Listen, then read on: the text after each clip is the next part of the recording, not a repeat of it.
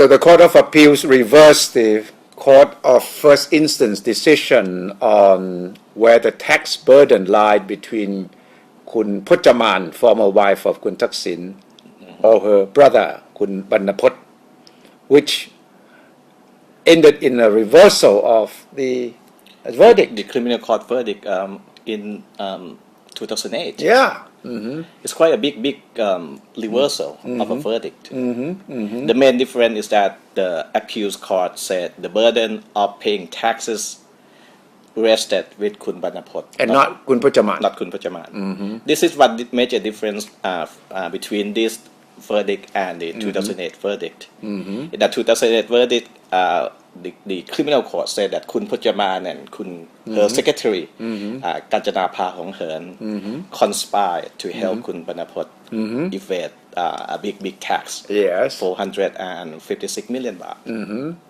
But the Court of Appeals took a different stand on this. Yes, basically the Court of Appeal said that there was no evidence to prove that Kun Puchaman and Kun Kanjanapha conspired to evade tax or help Kun Bannapot evade tax. So the main difference is that the Court of Appeals has acquitted Kun Puchaman and her secretary. Yes, completely. Now she's free now. So the focus will be on the Attorney General, whether the Yes. government will appeal this appeal court verdict.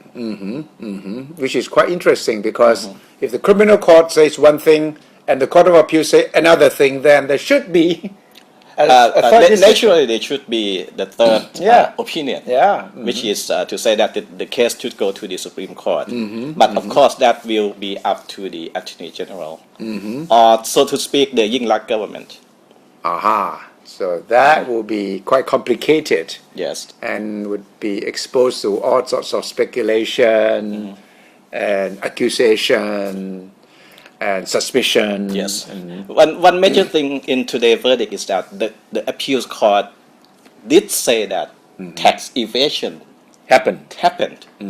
But the burden or the guilt belong to Kun Bannapot, not to Kun Puchaman, which is a major difference from the 2008 verdict. In that verdict, the criminal court said that Kun Puchaman and Kun Bannapot, both of whom are very high-profile business persons, and Kun Puchaman herself was a former wife, ex-wife of Prime Minister, ex-Prime Minister Thaksin. So they should set a good example for the society.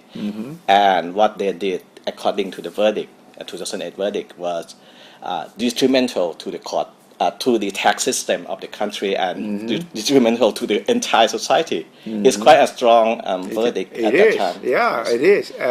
So now does Kun Bannapot have to pay tax? Yes, he agreed to pay taxes, and he had to pay some fine also. Oh, so it's about what, 456 million? Yes, something like that. And the 2-year sentence has been suspended? Had been suspended for 2 years. Okay. So this is a big story from the court today amidst, the debate in the House. Of course, this case is not mentioned at all in the debate, but then it becomes, two parallel stories that news people have been following quite vigorously today.